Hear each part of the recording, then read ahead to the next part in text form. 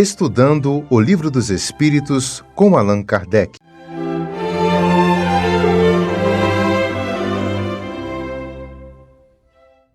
Boa noite a todos, que Jesus nos abençoe hoje e sempre.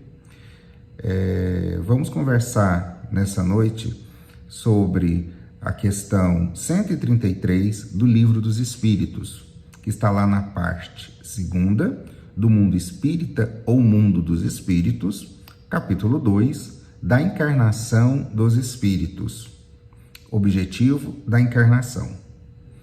E a questão 133 é a seguinte: tem necessidade de encarnação os espíritos que, desde o princípio, seguiram o caminho do bem?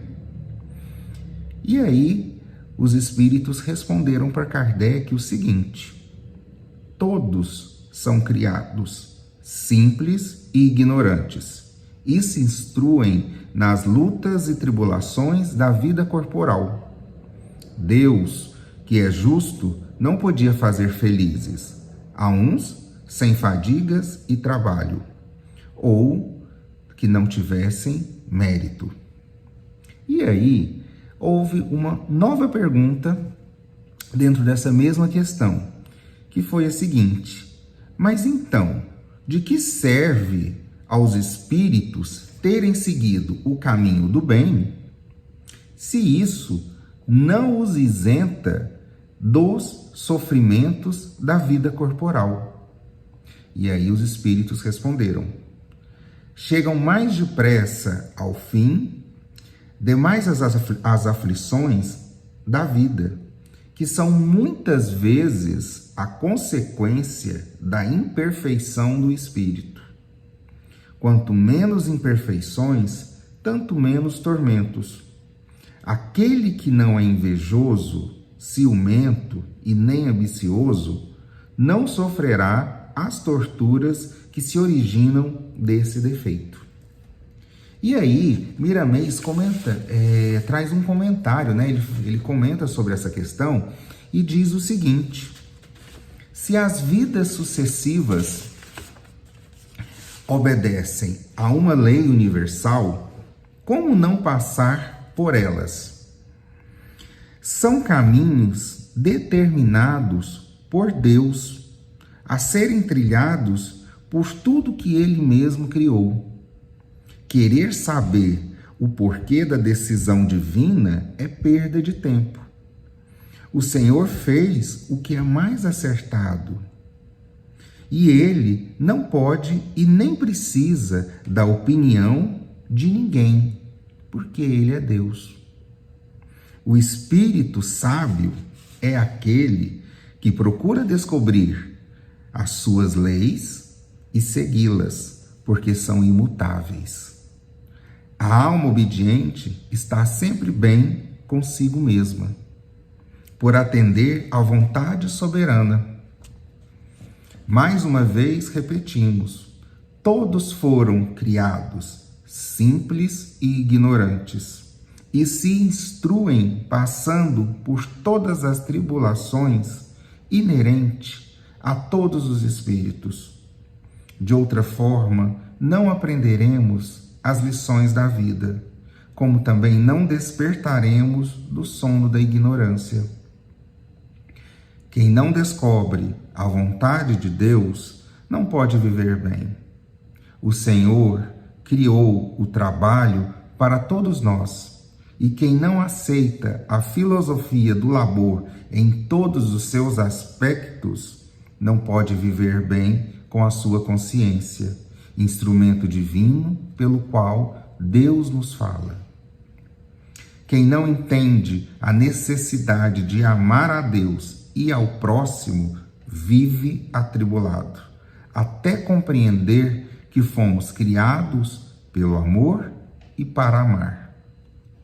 Quem ainda não percebeu o valor do perdão sofre as consequências do ódio e multiplica as suas dificuldades. Procuremos entender o entendimento universal. É a melhor escola e também é a melhor oportunidade de aprender o Evangelho de nosso Senhor Jesus Cristo.